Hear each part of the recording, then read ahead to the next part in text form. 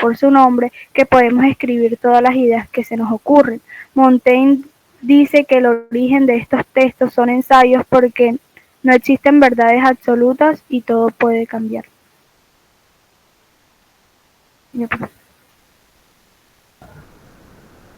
Bueno, Dinora, empezaría por precisar cómo se escribe Montaigne.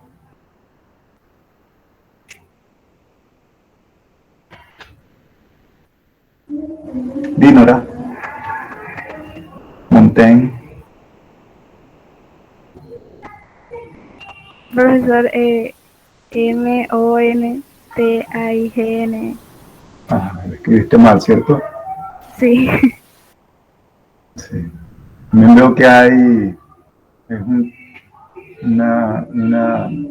registro más breve que el de Chelsea, pero también veo que hay unas comas eh, después de una palabra y no hay el espacio que debiera haber entre la coma y la palabra siguiente. Las comas, también lo digo para Chelsea porque vi que también en el caso de ella era al revés. Estaba la palabra, un espacio y después la coma. Pero la coma debe ir justo inmediatamente después de que viene la palabra, inmediatamente después de la palabra que separa la, la, la frase en dos, puede decirse, ¿no? Depende del uso de la coma o que la limita. Es decir, la coma debe ir pegada a la palabra previa y hay que dejar un espacio entre la coma y la palabra siguiente. Esa es la convención. No tienen que estar eh, ni pegada entre dos palabras la coma, como hemos visto aquí en el caso del trabajo de Chelsea, ni al revés, separada de la palabra previa. ¿Sí? Bueno, hay que revisar lo del uso lo de los nombres, hay que tener mucho cuidado. Eh, Veo que Dinora cambió el título del libro de Whitman y acá, bueno, Dinora no, Chelsea. Y Dinora cambió fue el nombre del autor. Sí. Y bueno, hay que tener mucho cuidado al respecto. Se supone que ya conocían, por ejemplo, de Montaigne. Ustedes además ven la clase de francés y tendrían que saber escribir este nombre, ¿no? Igual con lo demás, hay que tener mucho cuidado, hay que saber. Cuando uno hace un trabajo, pues si bien esta parte no, no pareciera la más importante, sí distrae y causa, eh, puede, puede ser indicio de falta de trabajo, ¿no? Al escribir hay que revisar siempre. Uno no puede escribir y presentar tal cual como está en la primera versión. Siempre hay que revisar para ver que todo esté donde debe estar, para ver que no haya reiteraciones innecesarias, ¿sí? Que las palabras sean las correctas, que la frase sea la adecuada y los términos usados también sean los pertinentes. Entonces, vamos a ver la tarea para hoy. Yo sí, efectivamente, según dice Dinora, Dinora no, Chelsea, la habíamos, les hice la pregunta sobre el concepto que tiene Dios y nadie respondía, ¿no? Y hablando de lectura crítica, les llamé la atención que no se trata solamente de un asunto de un día, no se trata de estudiar los textos solo porque el IFES lo requiere, sino porque es una meta que hay que alcanzar, ¿no? Y eso no es cuestión de un día, es cuestión de todos los días y de toda la vida. ¿Sí? Uno se descuida un día en su formación y empieza también a, se puede decir así, ¿no? A todos nos pasa, no solamente a los estudiantes, a todos. Si uno no tiene la inquietud siempre de formarse y de indagar y de ir más allá de lo obvio, pues sencillamente se va acomodando, se va volviendo medio bruto, ¿no? Y hace lo que muchas veces no quiere. Entonces, la idea de la lectura crítica es para la vida, no es porque se requiere en una evaluación ni en una clase. La lectura crítica tiene que ser permanente y atañe a todos los textos, sean del tipo que fuere, ¿no? Y para llegar allá hay que trabajar todos los días. A la larga, una propuesta cualquiera en cualquier campo del conocimiento y de las artes siempre es resultado de una lectura crítica. Una lectura crítica tanto de la misma arte o conocimiento como de aquello que se investiga o se estudia. Así que ojalá no pierdan esto de vista. Cuando les preguntaba por el tema de Dios, en Whitman, yo creo que tendrían que haber respondido de una manera casi que inmediata, ¿no? Y bueno, también les puse la tarea de analizar por lo menos un poema, de escoger un poema, su poema preferido, y presentarlo, ¿no? Y explicar de qué trata y por qué. Y por qué les parece interesante o importante ese poema. Entonces vamos a seguir con este ejercicio, ¿no?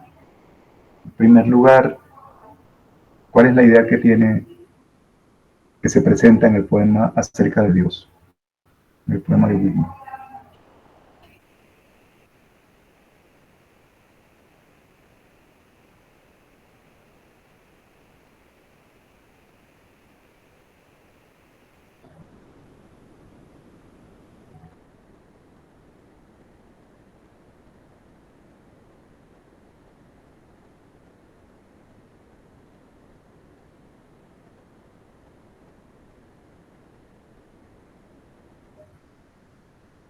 Sí, no que sean todos al mismo tiempo.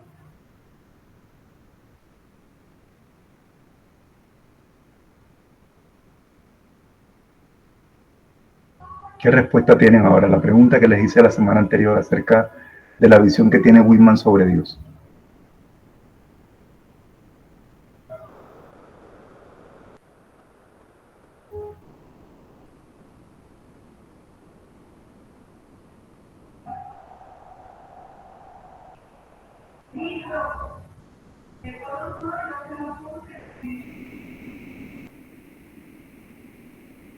¿No? Nadie responde, no hay manos levantadas.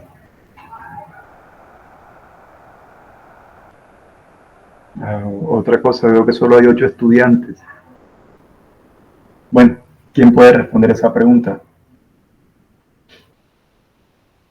De los 7 presentes, porque veo que Edward está 2 veces.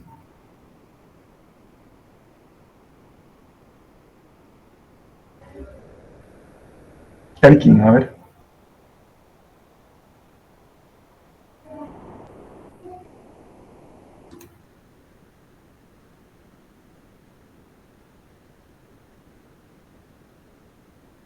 Dígame, profesor. Le pregunto sobre Dios.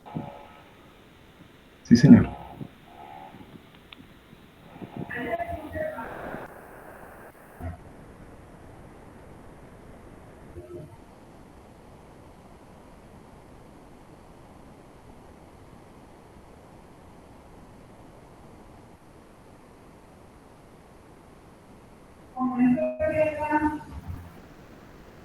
Elkin, ¿qué dices? Bueno, yo lo que creo es que, teniendo en cuenta como el ideal que quiere expresar como Whitman, que bueno, o sea, el mismo poema nos da como una idea, un canto a mí mismo. Y bueno, o sea, además de hablar en sí de como de celebrar la naturaleza humana, también como su conexión con la naturaleza que lo rodea. Yo creo que la idea de Whitman de Dios es una idea como de un Dios bastante ausente, diría yo.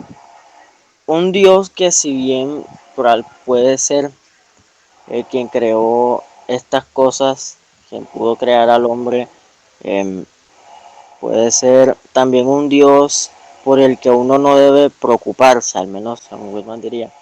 Un Dios que uno no, del que uno es independiente para poder valorarse más a sí mismo, no como una creación sujeta a Dios, sino como como entes propios y entes que se pueden entender por sí mismos.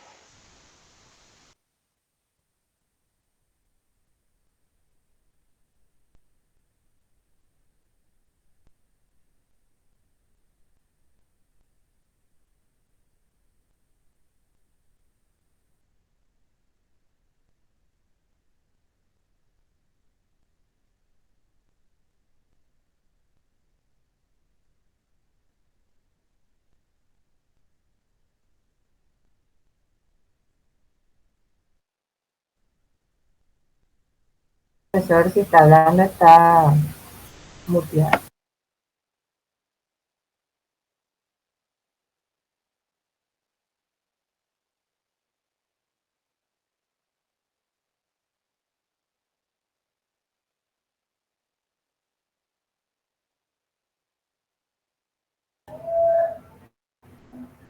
Sí, el que en esa respuesta que das tendrías que argumentarla desde el texto mismo, ¿no?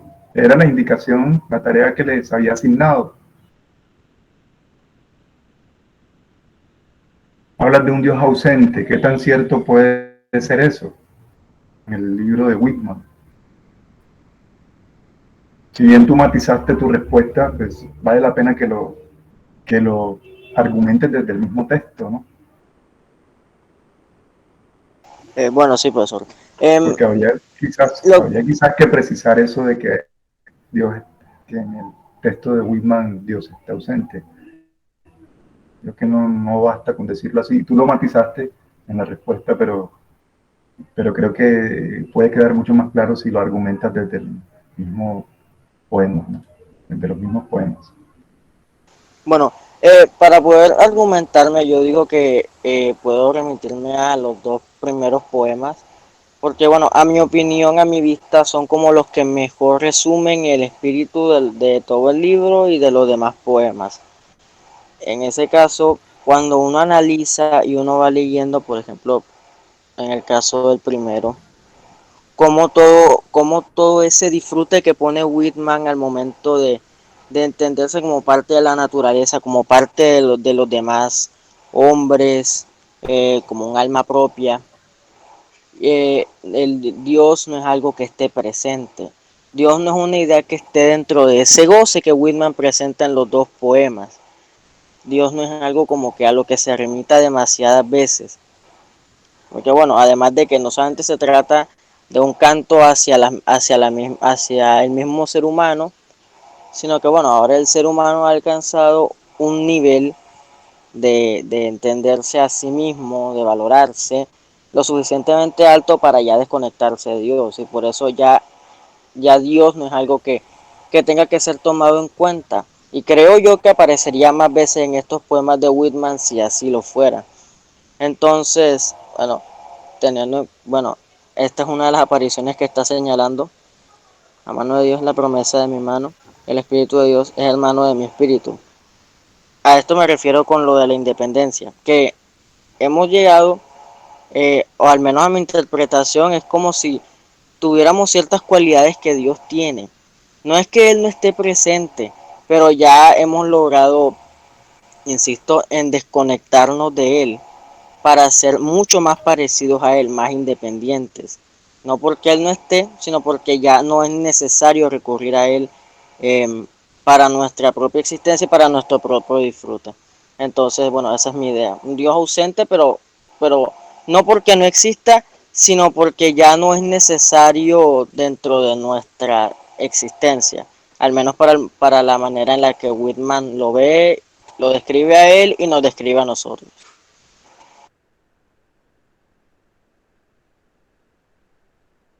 Bueno, los demás que piensan al respecto.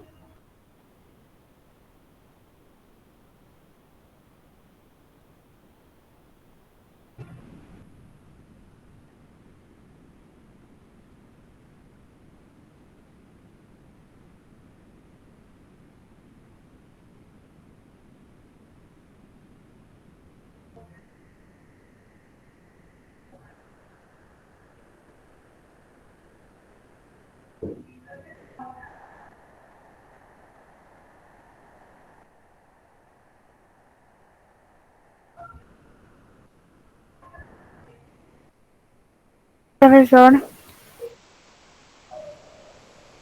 ¿Sí? también en el poema 48, creo que uno puede también inferir bastante sobre la posición que tiene, o sea, la opinión que tiene Whitman de Dios, porque eh, ahí nos dice que él no se preocupa ni por Dios, ni a él no le preocupa ni Dios ni la muerte. Y básicamente yo creo que lo que él quiere decir ahí es que muchas personas viven preocupadas más por un ser es superior como lo es Dios y no por ellos mismos, y por eso en ese mismo en esa misma parte dice porque voy a empeñarme en que Dios sea otra cosa mejor que este día, y dice que él no comprende que hay nada más admirable que él. Entonces yo me imagino que, como decía Elkin, no es que de alguna manera Dios esté ausente en la vida de Whitman, pero no, no lo considera algo mucho más, mucho más de admirar que él. No sé si me van a entender.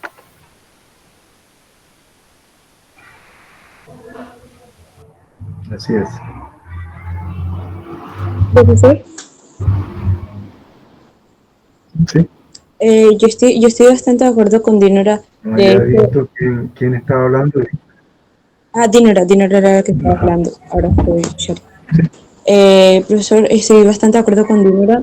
Y también creo, sobre todo, que el poema número 41 también resalta parte de la idea que tiene Whitman sobre Dios.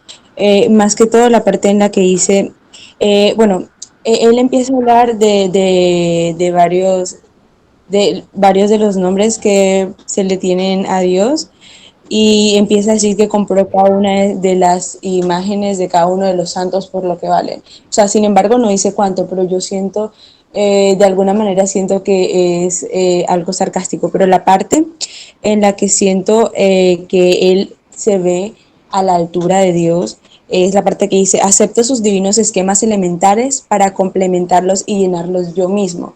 Entonces ahí siento, al igual que como decía Inora, que tal vez no es que está ausente, sino que él se iguala y siente que es igual, o siente que se encuentra en la misma posición de ser admirado como Dios.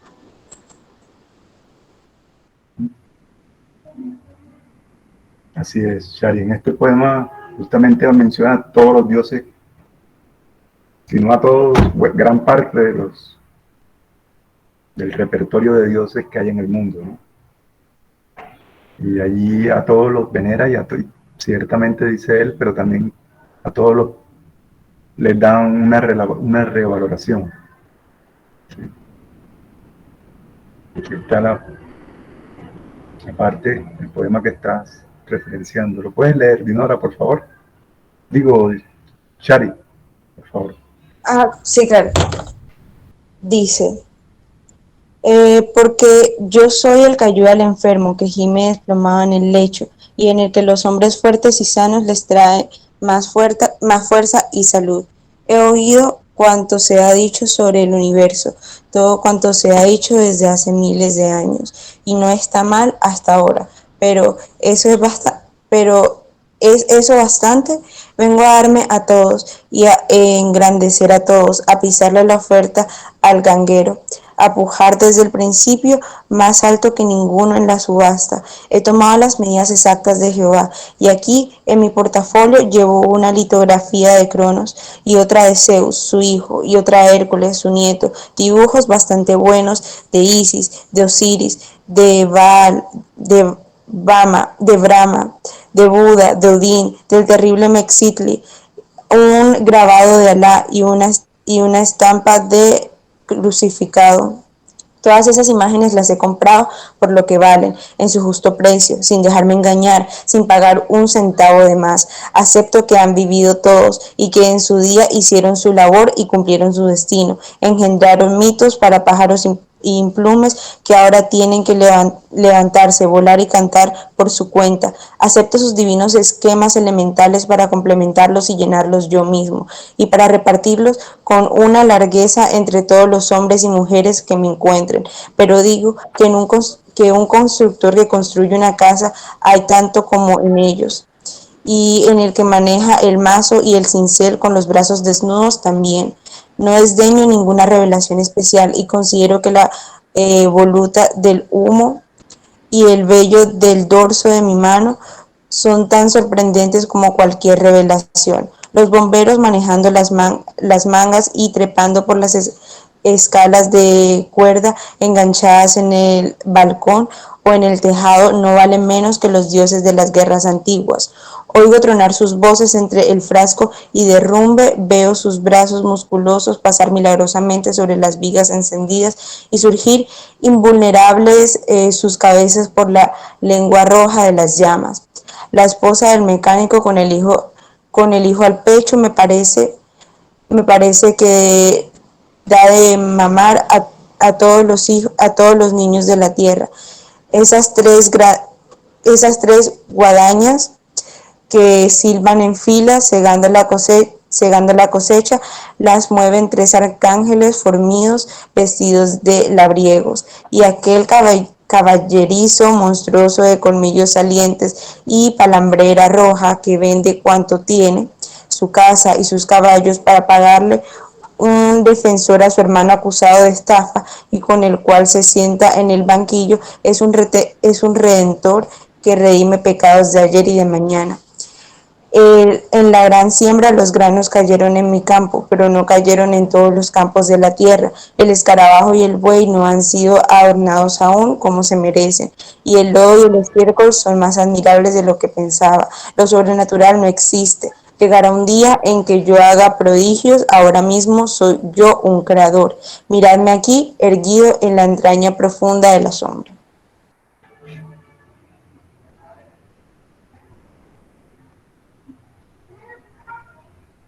¿Qué les parece?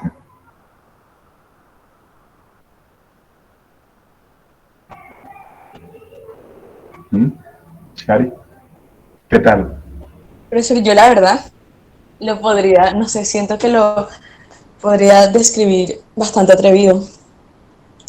O sea, lo describo de esa manera, sobre todo porque al no solamente nombrar todo y cada uno de los dioses e igualarse a ellos y a su vez decirse que él es un creador, lo siento bastante atrevido para una persona que también describe y dice y afirma la importancia de Dios, pero lo hace en pasado. O sea, decir, ellos hicieron, o sea, después de nombrar todos los dioses, ellos hicieron y no se les niega, pero eso fue antes. Entonces, no sé, me parece bastante atrevido, valiente y atrevido a su vez. Sí, sí, pero esta idea atrevida y valiente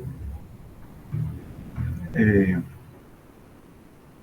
está presente a lo largo de su trabajo en todas las cosas que propone, no solamente en relación con lo divino. Ahora me gustaría por eso escuchar qué poema escogieron, cuál les pareció más interesante, más, más bonito, cuál les gustó más. A ver.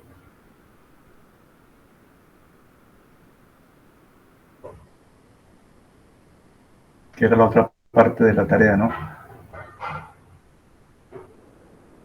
Releer el libro para hablar más concretamente y escoger uno de esos poemas, uno de los 52 poemas de este canto a mí mismo, para exponerlo, ¿no? ¿Cuál escogiste tú, Shari? Profesor, yo de hecho cuando estaba haciendo la primera parte de la tarea que había dicho que buscáramos lo de Dios, yo había encontrado el número 48 que había dicho Era y también este 41 y eran realmente los que más me gustaron y pues yo tomé el 41. Por eso lo mencioné a la hora de hablar de lo de Dios. Ya. ¿Y los demás? ¿Qué dice Edward? Edward, ¿cuál escogiste tú?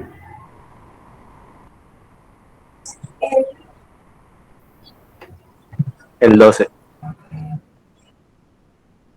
El 12. A verlo.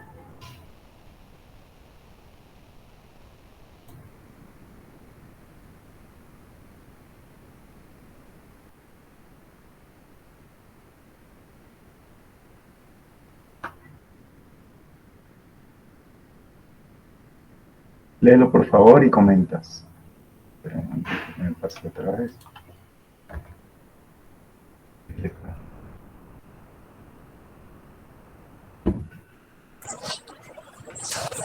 Dice, el carnicero se pone las ropas de trabajo y afila. No, perdón, de nuevo. El carnicero se pone las ropas de trabajo y afila el cuchillo detrás de su puesto en el mercado. Me paro junto a él y me divierto con sus salidas y sus bromas, mientras corta y descuartiza una res. Los herreros, con el rostro tiznado y el pecho velludo, lo dan el yunque. Todos tienen grandes martillos, ahora descansan. En el fuego se calienta un hierro, desde el umbral de la herrería, lleno de escoria y de ceniza los contemplo. El más ligero movimiento de sus cuerpos armoniza con la pesada herramienta. Ahora los martillos giran, se ciernen sobre el yunque y caen lentos y seguros sobre el hierro encendido. Ninguno se precipita y todos dan en su sitio. Pim pam, pim pam, pim pam. Bueno, ¿por qué te llama la atención este poema?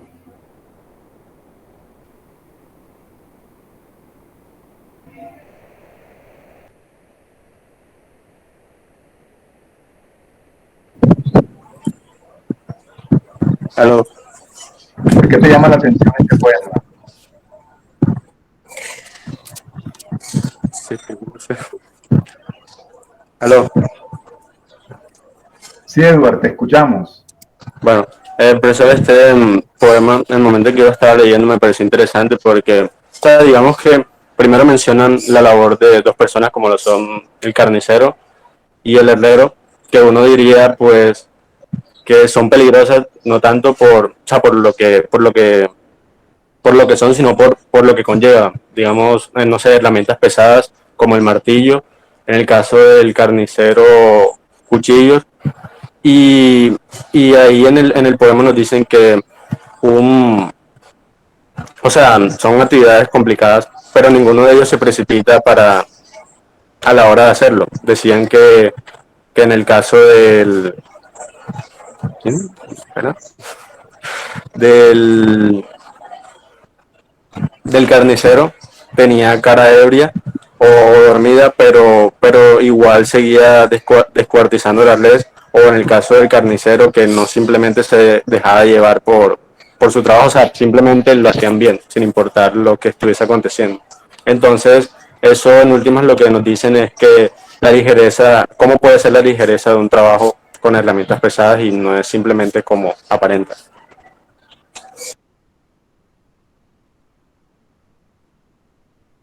Sí, pero también más allá de la ligereza, yo creo que también aquí él quiere resaltar la importancia de ese trabajo. ¿Sí? La exaltación de estos trabajos aparentemente humildes y por otro lado el carnicero que vive con, el nombre mismo lo dice, eh, nada, nada grato, pues se puede decir su labor y sin embargo él la hace con bromas, él lo lleva a cabo, dice, mientras corta y descuartiza una res, me divierto con sus salidas y sus bromas, ¿sí? E igual pasa con los herreros, un trabajo rudo y también lo exalta, ¿no? La idea es que se hace al ponerlo de relieve se destaca lo que hacen. Y, y qué para qué, al fin y al cabo,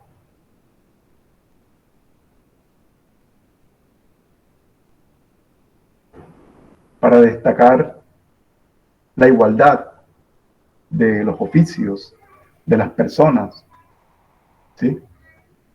Por eso también es importante, ¿no? Más allá de la calma con que hagan el trabajo, como tú has dicho, es importante destacar el trabajo en sí de, de estas personas que realizan actividades que no son quizás las más halagadoras, ni aquellas con las que sueña de pronto un niño cuando le preguntan qué quiere ser. ¿Sí? Ninguno va a responder que carnicero o herrero, dirá otras cosas, ¿no? Pero Whitman los destaca y los muestra. Yo creo que al resaltarlos, al destacarlos, al enfocarlos, nos causa admiración. La intención es que admiremos ese trabajo que hacen estas personas, trabajos que son, digamos, de baja valoración, pero que realmente son valiosos. Y bueno, yo creo que nada más el simple hecho de retratarlo, sin dar un juicio mayor, decir lo que hacen, pero describirlo es también admirable, porque no está diciendo que es que sea el mejor trabajo, ni mucho menos. En otros momentos él puede decirlo, pero aquí no, aquí solamente los describe para que admiremos el trabajo que hacen, ¿no? Sí, esa exaltación que está realizando Whitman parece no, intenta, y en gran parte lo cumple, incluir a todas las personas, a todos los oficios, a todos los géneros, a toda la naturaleza. Porque miren que en el poema que resaltaba Chari, al final decía que todavía había animales que no habían sido adorados del todo. No es solamente igual al humano con los dioses, sino que también los animales, dice aquí, el escarabajo y el buey no han sido adorados aún como se merecen. Y cosas todavía menos valiosas en la escala de la vida, ¿no? El lodo y el estiércol son más admirables de lo que se pensaba. Lo sobrenatural no existe. Llegará un día en que yo haga prodigios. ¿Sí? Pero sobre todo aquí también, ¿no? También es la exaltación no solamente de lo humano, antepuesto a lo divino, sino que de todas las cosas, si las pone en un lugar, me parece equilibrado. ¿Sí? Hasta el estiércol, dice, y el lodo merecen ser adorados, así como dice que el escarabajo y el buey no han sido adorados aún como se merecen.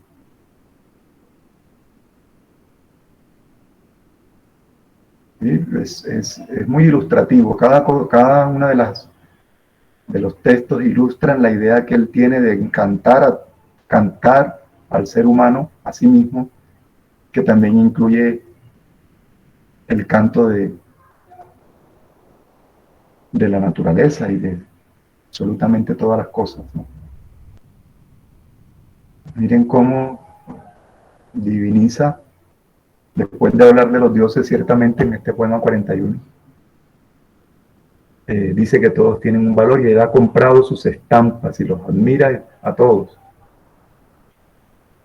¿Está? Pero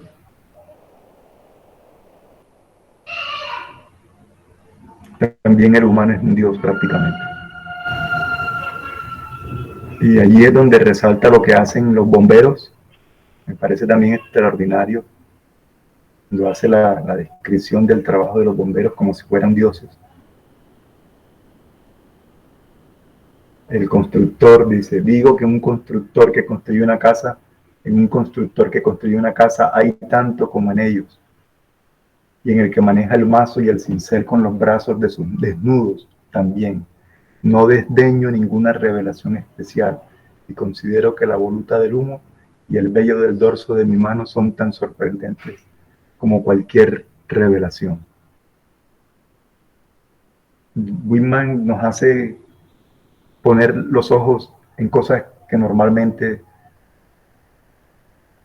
pasan desapercibidas o incluso despreciamos, ¿sí? Como esto que dice del humo, ¿sí? y del vello del dorso de la mano.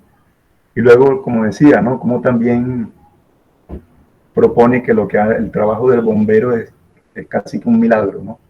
Bomberos manejando las mangas y trepados por las escaleras de cuerda enganchadas en el balcón o en el tejado no valen menos que los dioses de las guerras antiguas. Oigo tronar sus voces entre el fracaso y el derrumbe. Veo sus brazos musculosos para pasar milagrosamente sobre las vigas encendidas y surgir invulnerables sus cabezas por la lengua roja de las llamas. Casi un milagro. Y miren la comparación, ¿cierto? ¿Se acuerdan de las ordalías? De esas pruebas que la gente tenía que atravesar, eh, cosas inauditas, como por ejemplo el fuego, para probar que eran inocentes. Es un, que aquí lo propone de un milagro, ¿no? Lo que hacen los bomberos. La forma como resalta el trabajo de los bomberos casi que como un milagro. E igual lo que dice de la esposa del mecánico es divina también. Con el hijo al pecho me parece que da de mamar a todos los niños de la tierra. Y lo que hacen los cosechadores, ¿no?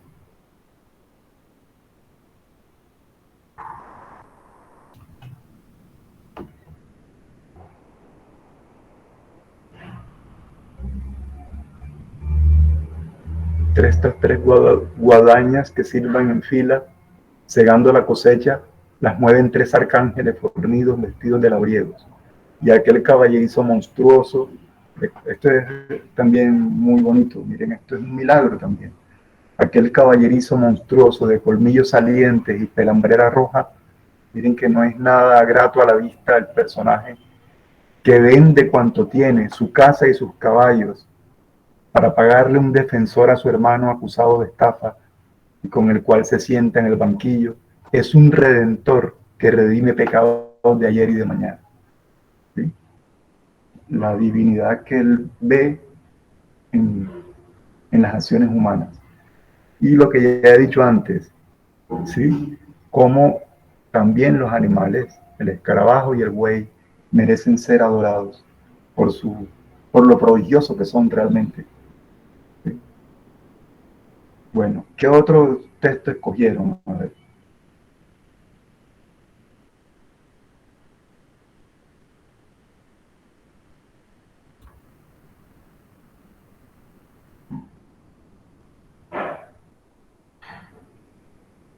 ¿Quién quiere compartir su texto?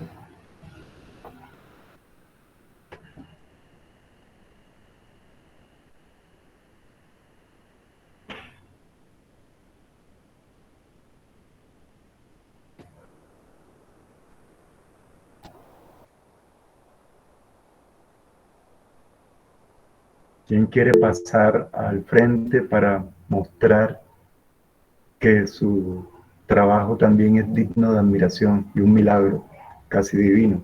A ver.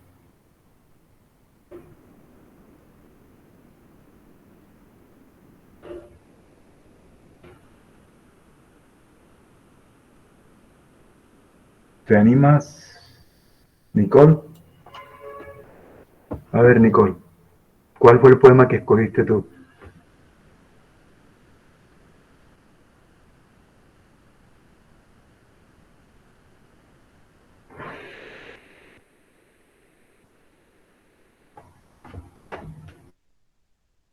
¿Sí? Nicole.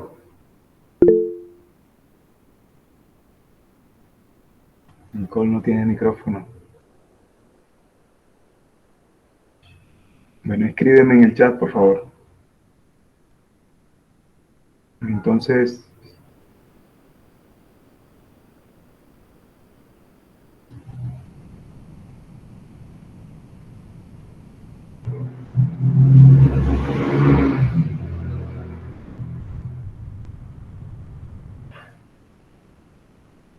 Valeria.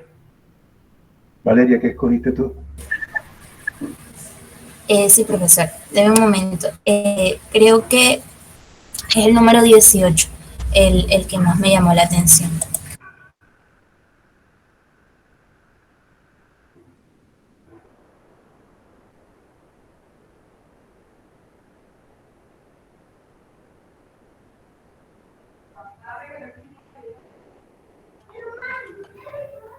El 18. Sí, el 18. Adelante, adelante, lo tiene.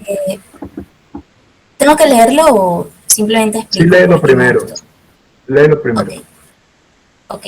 Con estrépito de música vengo, con cornetas y tambores. Mis marchas no suenan solo para los victoriosos, sino para los derrotados y los muertos también. Todos dicen, es glorioso ganar una batalla, pues yo digo que es tan glorioso perderla. Las batallas se pierden con el mismo espíritu que se ganan. Hurra por los muertos. Dejadme soplar en las trompas, recio y alegre por ellos. Hurra por los que cayeron, por los barcos que se hundieron en el mar y por los que perecieron ahogados. Hurra por los generales que perdieron el combate y por todos los héroes vencidos. Los infinitos héroes desconocidos valen tanto como los héroes más grandes de la historia. Bueno, yo creo que es muy bonito este poema. La verdad me gustó mucho porque en este caso Whitman se centró en las batallas, ¿verdad? En las guerras. Y nos enseña que lo importante como tal no es el resultado que se obtenga, si se tiene la victoria o la derrota, sino el mismo hecho de disponerse a ir a luchar. Muchas veces creemos que lo más importante de la guerra son aquellos que salen victoriosos o que consiguen consiguen lograr lo que se proponía, sino que el simple hecho de tener la valentía y de enfrentarse a luchar y de morir incluso, o sea, de morir, o sea, estar dispuestos a morir, ¿verdad? Para lograr su propósito es también algo que en este caso Whitman valora mucho y que resalta. Entonces, yo también no solamente lo aplico a una guerra como tal, una guerra, por ejemplo, entre países y todo esto, sino a nuestra propia vida. El hecho de estar dispuesto a enfrentar situaciones aún sabiendo que puede que no salgan como esperamos, pero que no nos quedemos como cobardes evitando las cosas por tener miedo a perder, sino que el hecho de poder hacerlo y que de pronto no salga como esperemos, pero eso también necesita ser, digamos, admirado por la valentía que se tiene. Y también que la parte que dice las batallas se pierden con el mismo espíritu que se ganan. Creo que esa fue pues mi parte favorita, porque muchas veces el perder una batalla no solamente depende del empeño que tiene la persona, sino también de las circunstancias que se están viviendo en ese entonces. Entonces, por eso es importante tenerlo en cuenta para saber que lo importante siempre es el espíritu, como bien dice el poeta, o esa disposición, tanto para ganar como para perder. Y eso fue todo. De acuerdo, Valeria. Bueno, también se acabó la clase. Para la próxima semana, para el próximo jueves que seguimos con Whitman, ¿o hay algo más en el cronograma? ¿Para cuándo es el libro de Dostoyevsky? ¿Cuándo quedó?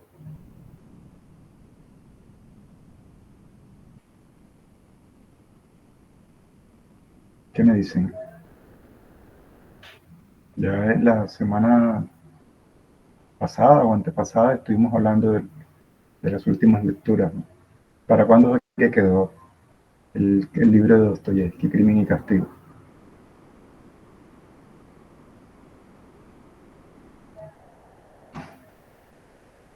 Shari, por favor, ¿me cuentas? Sí, profesor, espera un minuto. De hecho, estaba buscando, pero no lo encuentro. Entonces ya me miro el cronograma. Espera que lo estoy buscando. Profe, creo que no tenemos, o sea, porque como corrimos las cosas, no hemos puesto fecha para crimen y castigo. No, sí, claro que la pusimos.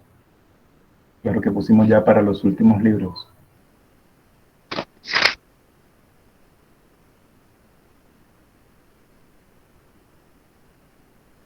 Profesor, lo habíamos corrido para el 14 de octubre, el de crimen y castigo. 14 de octubre. Sí, porque ahorita viene el receso. No, se lo van a dar, ¿cierto? ¿O no? De octubre. No sé si se los van a dar, creo que sí. No habría razón para que no fuera así, ¿no? Y sería para el 14 de octubre, porque el 14 de octubre justamente, ¿qué día cae? Sí, que yo me acuerdo que la vez pasada cae lunes, pero digo, viene el puente del 11 de noviembre. Bueno, si el 14 cae lunes, el 14 debe ser festivo. Jueves, profe. No, profesor, cae jueves. ¿Cómo? Jueves. Jueves. Cae jueves. Jueves. Espera un momentico. Jueves 14. O sea que sería el 11 de octubre. No, el 14 de octubre no podría ser porque tenemos esa semana. Esa es la semana del receso, ¿no? ¿Cierto? Esa es la semana del receso, la del 14 de octubre. Ahora no sé si se lo van a dar. Entiendo que sí. ¿O no?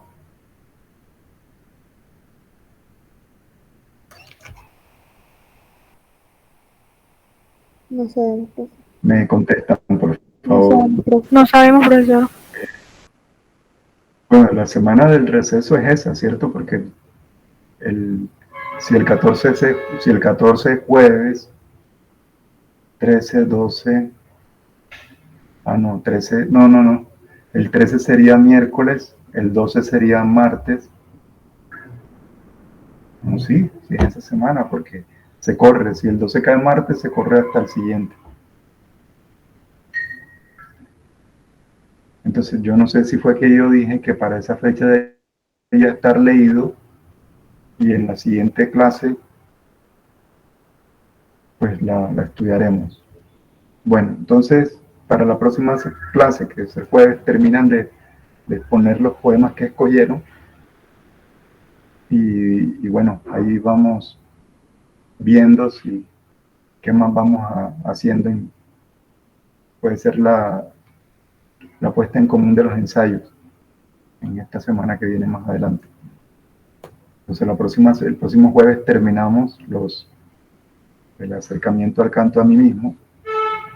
Y la semana siguiente sería lo de los ensayos, las 12 sesiones. Y ya después del receso, o si no, pues en el 14 tendríamos la novela de Dostoyevsky. Bueno, cuídense. Bueno, vamos a poner, María Pugliese ya hizo el registro, María de Jesús. No, profesor. Bueno, ¿tú estuviste en toda la clase? Sí, profesor. Bueno, entonces tú realizas el registro para el próximo jueves. Bueno, que estén bien, hasta luego. Hasta luego. Hasta luego. Hello. Hasta luego. Hasta luego. Hasta luego.